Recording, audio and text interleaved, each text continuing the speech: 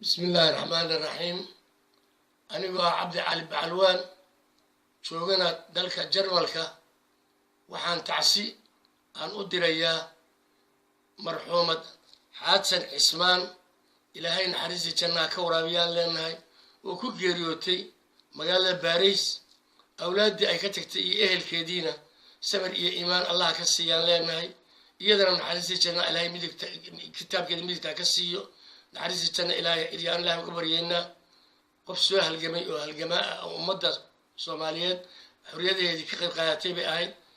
إلى هاي نحرزي جنا كورابيان.